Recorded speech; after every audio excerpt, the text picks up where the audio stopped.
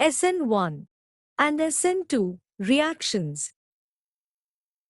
SN1 और SN2 reaction को समझने के लिए पहले हमें कुछ बेसिक टर्म समझने होंगे, जैसे न्यूक्लियोफाइल्स, सब्स्टिट्यूशन रिएक्शन और न्यूक्लियोफिलिक सब्स्टिट्यूशन रिएक्शन। आइए इन्हें एक एक करके समझते हैं।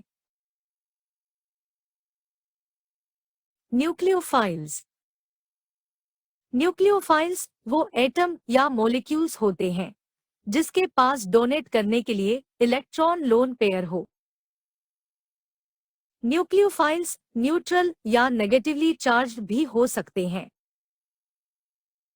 एग्जाम्पल के लिए NH3 एक न्यूट्रल न्यूक्लियोफाइल है, जबकि हाइड्रोक्साइड नेगेटिव न्यूक्लियोफाइल है।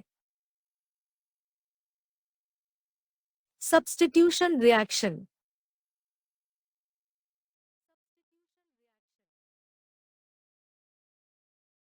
वो केमिकल रिएक्शन जिसमें कोई एटम या मॉलिक्यूल का फंक्शनल ग्रुप किसी दूसरे एटम या फंक्शनल ग्रुप से रिप्लेस किया जाए, उसे हम सब्स्टिट्यूशन रिएक्शन कहते हैं। सब्स्टिट्यूशन रिएक्शन दो टाइप के होते हैं, न्यूक्लियोफिलिक और electrophilic substitution reaction.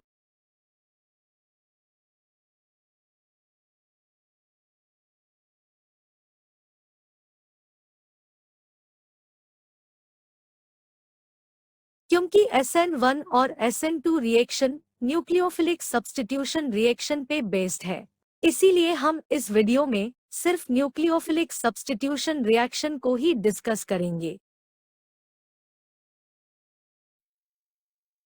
Nucleophilic substitution reaction. Animation में हम देखते हैं कि अल्काइल हैलाइड कंपाउंड है। इस कंपाउंड में 3 मिथाइल और 1 क्लोरीन कार्बन से जुड़े हैं। इस कंपाउंड का रिएक्शन H2O से करवाया जाता है। रिएक्शन में हम देखते हैं कि H2O कंपाउंड पे अटैक करता है और क्लोरीन को रिप्लेस करके कार्बन से बॉन्डिंग करता है। H2O कार्बन से जुड़ने के बाद अनस्टेबल हो जाता है और स्टेबल होने के लिए एक हाइड्रोजन एटम लूज करता है और रिजल्टेंट कंपाउंड अल्कोहल बनता है।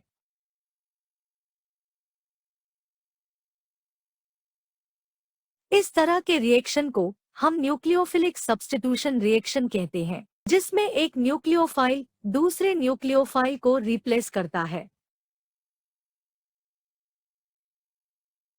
रिएक्शन मैकेनिज्म के बेसिस पे न्यूक्लियोफिलिक सब्स्टिट्यूशन रिएक्शन दो टाइप के होते हैं, जिन्हें हम SN1 और SN2 के नाम से जानते हैं।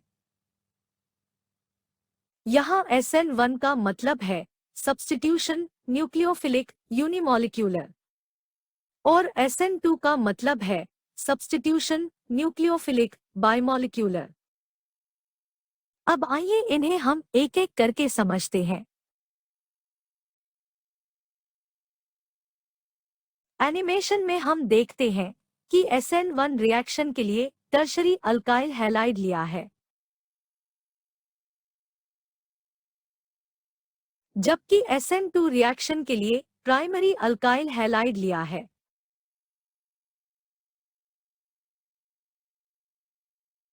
लेकिन दोनों रिएक्शन में न्यूक्लियोफाइल सेम है।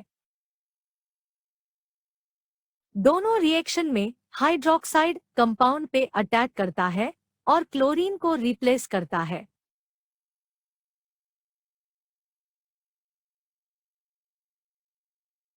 देखने में दोनों रिएक्शन एक जैसे ही लगते हैं, लेकिन दोनों रिएक्शन का मैकेनिज्म डिफरेंट है। अगर हम SN1 की बात करें तो ये रिएक्शन 2 स्टेप में कंप्लीट होता है, और SN2 की बात करें तो ये रिएक्शन सिर्फ एक स्टेप में कंप्लीट होता है।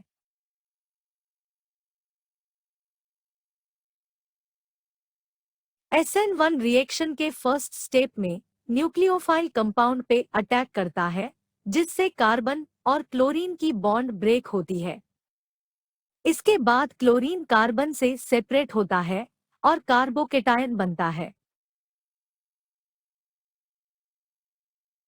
SN1 रिएक्शन के सेकेंड स्टेप में हाइड्रोक्साइड कार्बोकेटायन से बॉन्डिंग करता है और फाइनल प्रोडक्ट अल्कोहल बनता है।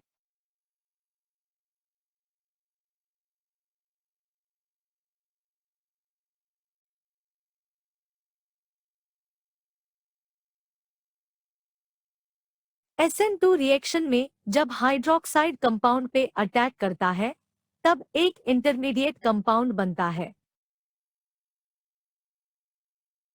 जिसमें दोनों न्यूक्लियोफाइल हाइड्रोक्साइड और क्लोरीन एक साथ कार्बन से लिंक होते हैं। लेकिन ये बहुत शॉर्ट टाइम के लिए होता है और इस स्टेट को ट्रांजिशन स्टेट कहते हैं। इसी ट्रांजिशन स्टेट में कार्बन और क्लोरीन की बॉन्ड ब्रेक होती है और उसी टाइम पे कार्बन और हाइड्रोक्साइड की कंप्लीट बॉन्डिंग होती है। कहने का मतलब एक ही टाइम पे एक बॉन्ड ब्रेक होती है और दूसरी बॉन्ड लिंक होती है और इस तरह SN2 रिएक्शन कंप्लीट होता है।